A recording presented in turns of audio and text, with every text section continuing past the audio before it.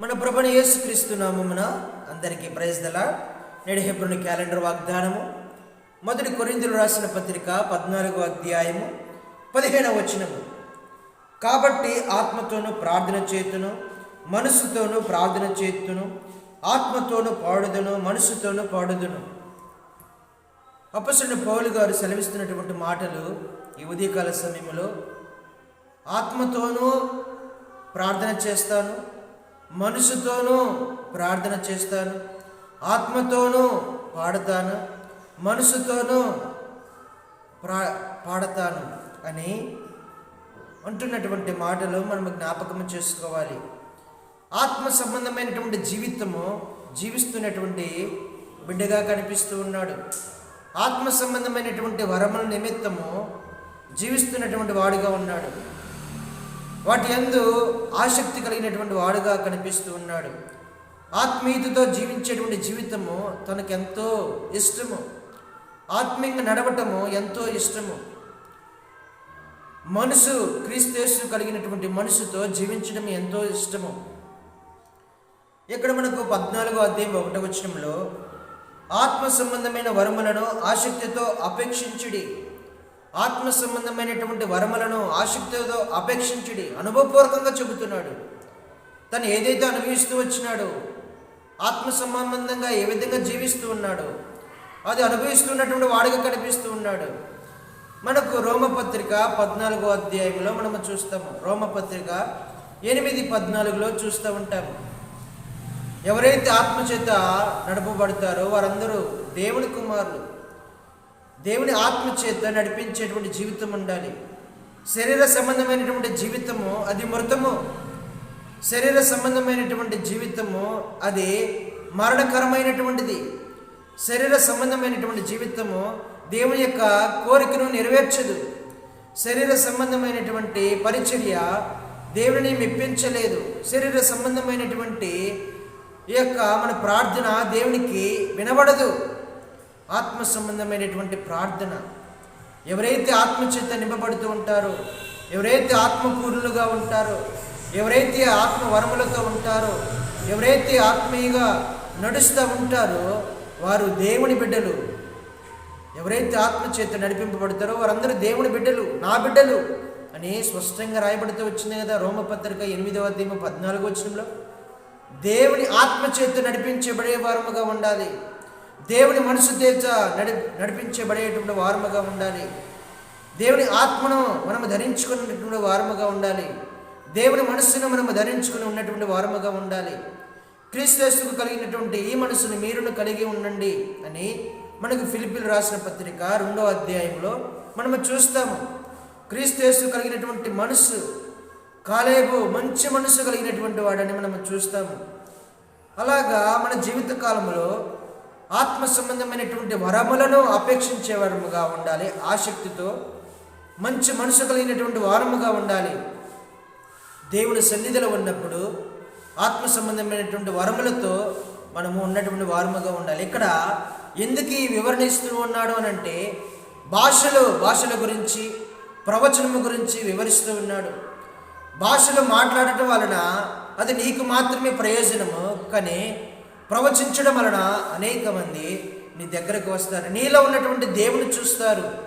వారు మారు మనసు పొందుతారు. వారు రక్షణలోనికి వస్తారు. ప్రజలకు అర్థము కానిటువంటి భాషలతో, ప్రజలకు అర్థము కానిటువంటి వివరణతో నీకు నీవే దేవునికి కృతజ్ఞతాస్తుతులు చెల్లిస్తే ఎదుటి వారి క్షేమము ఏ విధంగా ఉంటుంది?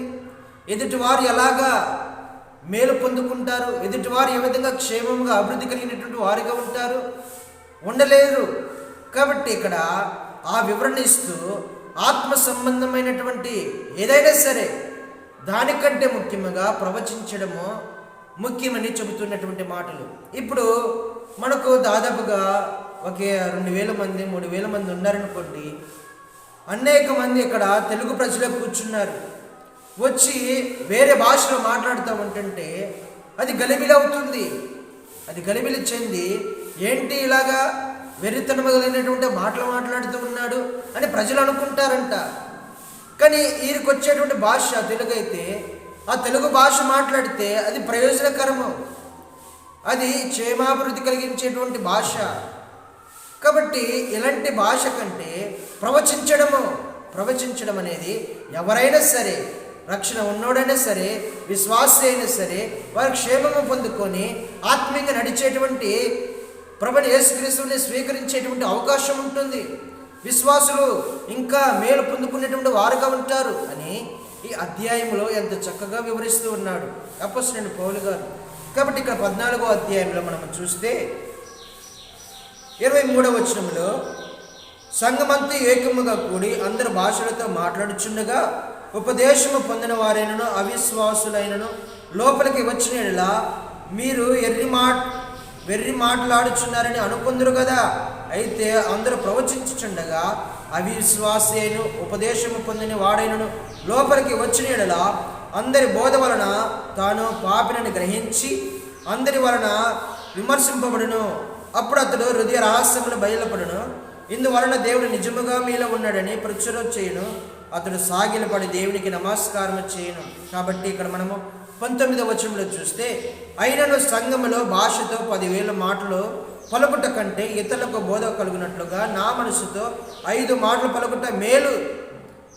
సహోదరులారా, మీరు బుద్ధి విషయమై పసిపిల్లలు కాక దుష్టత్వ విషయమై శిష్యులుగా ఉన్నది. బుద్ధి విషయమై పెద్దవారులై ఉండాలి. బుద్ధి విషయమై పెద్దవారుగా ఉండాలంట. దుష్టత్వ విషయంలో శిష్యులుగా ఉండాలంట. నేర్చుకునేటువంటి వారిగా ఉండాలి. దేవుని యొక్క ఆజ్ఞను నేర్చుకున్న వారిగా ఉండాలి. దేవుని యొక్క వాక్యమును నేర్చుకునేటువంటి వారిగా ఉండాలి. పెద్దలుగా ఉండాలి. బుద్ధిపూర్వకంగా పెద్ద తరహా ఏ విధంగా ఆలోచిస్తారో క్షేమముగా. ఇప్పుడు చూడండి, మన తల్లిదండ్రులు ఉంటారు, పిల్లల గురించి ఎంత మంచిగా చక్కగా ఆలోచిస్తారు. వారు ప్రయోజకులు కావాలని, మంచి ఆ స్థానంలో ఉండాలని ఎంతో బుద్ధి కలిగినటువంటి వారిగా ఉండి ఆలోచిస్తారు. పెద్ద తరహాలో ఉండి మంచి ఆలోచన కలిగి ఉంటారు. అలాగే సంఘం ఎడల కూడా మన యొక్క ఆత్మ సంబంధమైనటువంటి ఆలోచనలు బుద్ధిపూర్వకంగా ఉండాలి. బుద్ధిపూర్వకంగా మెచ్యూరిటీ కలిగినటువంటి మైండ్గా ఉండాలి. మన యొక్క తలంపులు, ఆలోచనలు మంచి బుద్ధి కలిగినటువంటివిగా ఉండాలి. శిష్యులు నేర్చుకునేటువంటివిగా ఉండాలి. సంఘములో మనము నేర్చుకునేటువంటి వారముగా, ఇతరులకు నేర్పేటువంటి వారముగా, క్షేమము కలిగినటువంటి వారముగా, ఇతరులకు మేలుకరముగా ఉండటానికి, ఇతరులకు క్షేమాభివృద్ధి కలిగేటువంటి వారముగా ఉండటానికి మనం ఇలాగ ప్రయాసపడాలంట. అపోస్తలుడైన పౌలు గారు చక్కగా వివరిస్తూ ఉన్నటువంటి అధ్యాయంలో మనము నేర్చుకుంటూ ఉన్నాం. ప్రేమను వెంటాడుడి, ప్రయాసపడుడి, ప్రేమ కలిగి జీవించుడి అని అంటున్నటువంటి మాటలు మనకు తేట తెల్లగా అర్థమవుతూ ఉన్నాయి. ఈ ఉదయకాల సమయంలో ఆత్మ సంబంధమైనటువంటి జీవితము, ఆత్మ ఫలమేమనగా ప్రేమ, సంతోషము, ఆనందము, ఆశా నిగ్రహము, మంచితనము, సాత్వికము, దయాళత్వము, ఇవి ఆత్మ ఫలాలు. ఇవి మొత్తము మనము అనుభవించుకొని జీవిస్తే మన దగ్గర ఆత్మ పని చేస్తుంది. ఆ ఆత్మ ఎవరు? ప్రభుని యేసుక్రీస్తు వారే. నేనే ఆత్మ, నేనే ఆత్మ. ఆ ఆత్మ ఎవరు? దేవుడు. యోహాను సువార్త 4వ అధ్యాయంలో 23-24 వచనంలో మనం చూస్తాము. దేవుడు ఆత్మ గనుక ఆయన ఆరాధించేవారు ఆత్మతో సత్యముతో ఆరాధించాలి. దేవుడు ఆత్మ గనుక ఆ ఆత్మ ఎలాగుంటుంది? ఇలాగా ఆత్మ ఫలాలతో ఉన్నటువంటిదిగా కనిపిస్తుంది. ఈ ఆత్మ ఫలాలతో జీవించినటువంటి జీవితం ఉండాలి. అందుకే ఏమంటున్నాడు? ఆత్మతో ప్రార్థన చేస్తాను, మనసుతో ప్రార్థన చేస్తాను, ఆత్మతో పాడుతాను, మనసుతో పాడుతాను. క్రీస్తు యేసుకు కలిగినటువంటి మనసుతో కలిగినటువంటి వాడుగా ఉంటాడు. మంచి మనసు కలిగినటువంటి వాడుగా ఉంటాడు. మంచి బుద్ధి కలిగినటువంటి వాడుగా ఉంటాడు. ఆత్మ సంబంధమైనటువంటి వరములను ఆసక్తితో అపేక్షించేటువంటి వాడుగా ఉంటాడు. ఆత్మ సంబంధమైనటువంటి జీవితంతో జీవించేటువంటి వాడుగా ఉంటాడు. తను ఏది చేస్తున్నా సరే అది ఆత్మానుసారముగానే ఉండాలి. తను ఏమి, అందుకని భగత్ సింగ్ అంకులు కనీసము గడ్డము తీయించుకోవాలన్నా, క్రాఫ్ చేయించుకోవాలన్నా ప్రార్థన చేసుకుని వెళ్ళేటువంటి వాడంట. ప్రార్థన ఆత్మ సంబంధమైనటువంటి వరాలతో మనం ఉండాలి అంటే ఆత్మతో నింపబడుతూ రావాలి. ఆత్మ మనకు సహాయం చేయాలి. ఆత్మానుసారంగా జీవించాలి. ఎవరైతే ఆత్మానుసారంగా జీవిస్తూ ఉంటారో వారు దేవుని కుమారులు. ఎవరైతే శరీరానుసారంగా జీవిస్తూ ఉంటారో వారు అపవాది కుమారులు. వారు అపవాది కుమారులు, వారు మరణమునకు పాత్రులు అని మనము రోమపత్రిక 8వ అధ్యాయంలో చూస్తాము. మనం ఏమి చేసినా సరే ఆత్మ సంబంధంగా ఉండాలి, శరీర సంబంధంగా ఉండకూడదు. మనుషుల మెప్పు కోసం ఉండకూడదు, ముఖస్థుతి కోసం ఉండకూడదు. ఆత్మ సంబంధముగా ఉండాలి. దేవుని యొక్క మేలు పొందుకునేటువంటి వారముగా ఉండాలి. దేవుని యొక్క మేలు అనేక మందికి ప్రచురపరిచేటువంటి వారముగా ఉండాలి, అనేక మందికి వివరించేటువంటి వారముగా ఉండాలి. అలాగా ఆత్మ సంబంధంగా నడవాలి. మనసుతో ఆత్మ సంబంధంగా పాడాలి. ఏదో పాడుతున్నాములే, ఏదో ప్రార్థన చేస్తున్నాములే, అది కాదు. ఆత్మతో నింపబడుతురా. ప్రారంభ సంఘము, అపొస్తలుల కార్యములో ప్రారంభ సంఘము, ఆది సంఘము ఆత్మతో నింపబడుతూ వచ్చింది, పరిశుద్ధాత్మతో నింపబడుతూ వచ్చింది. అద్భుతాలు, ఆశ్చర్యకార్యాలు చూస్తూ వచ్చినారు. వారు ప్రార్థన చేస్తుంటే కంపించబడుతూ వచ్చింది, అదిరిపోతూ వచ్చింది. ఆత్మ అభిషేకము పొందుకున్నటువంటి వారుగా ఉన్నారు, క్షేమము పొందుకున్నటువంటి వారుగా ఉండాలి. మంచి మనసు, ప్రభుని యేసుక్రీస్తు వారు కలిగినటువంటి మంచి మనసుతో జీవించినటువంటి వారుగా ఉన్నారు. ఏదో పెదవుల ద్వారా వచ్చేటువంటి ప్రార్థన, పెదవుల ద్వారా వచ్చేటువంటి పాటలు కాదు, అనుభవించుకొని ఆత్మానుసారంగా దేవునికి అలాగా మనము ప్రార్థన చేసి దేవుడు ఉంటాడు. ఆత్మతో నింపబడుతూ రావాలి, ఆత్మానుసారంగా జీవించాలి, హృదయంలో నుంచి రావాలి, పరిశుద్ధాత్మను నింపబడినటువంటి వారముగా రావాలి. కాబట్టి ఇలాంటి జీవితంలో మనము ప్రయాసపడాలి. ఇలాంటి యొక్క కోరికల నిమిత్తము, ఇలాంటి ఆశల నిమిత్తము మనము ప్రయాసపడాలి. ఆత్మతో నింపబడుతూ రావాలి, శరీరంతో కాదు. అది శరీరము మృతమయ్యేది, పనికి రానటువంటిది, క్షేమము లేనటువంటిది. కాబట్టి ఉదయకాల సమయంలో మనము ఆత్మానుసారమైనటువంటి జీవితము జీవించడానికి ఇష్టపడుతూ రావాలి. ఆత్మతో నింపబడినటువంటి ప్రార్థన. ఏలియా మనలాంటి స్వభావం కలిగినటువంటి వాడే. 3 సంవత్సరాలు వర్షము పడమంటే పడుతూ వచ్చింది, ఆగిపోమంటే ఆగిపోతూ వచ్చింది. ఏలియా గారు ప్రార్థన చేస్తే వర్షము ఆగమంటే ఆగుతూ వచ్చింది, పడమంటే పడుతూ వచ్చింది. ఆత్మ చేత నింపబడుతూ రావాలి. ప్రభువైన యేసుక్రీస్తు వారు కూడా ఎప్పుడు చూసినా సరే ఆత్మ చేత నింపబడినటువంటి వాడు. పగలు దేవాలయంలోకి వచ్చి బోధించేవాడు, రాత్రి ఒలివ కొండకి వెళ్ళి మోకరించి ప్రార్థన చేసేవాడు. ఆత్మ చేత, ఆత్మతో నింపబడినటువంటి వారుగా ఉన్నటువంటి వారుగా కనిపిస్తూ ఉంటారు. మన ఎదుట అనేక మంది భక్తులు ఉంటూ వచ్చినారు, ఆత్మతో నింపబడినటువంటి వారు. భక్తులు దాదాపుగా 24 గంటలకి 18 గంటలు ప్రార్థనే, మోకరించి ప్రార్థన చేసేవాడు.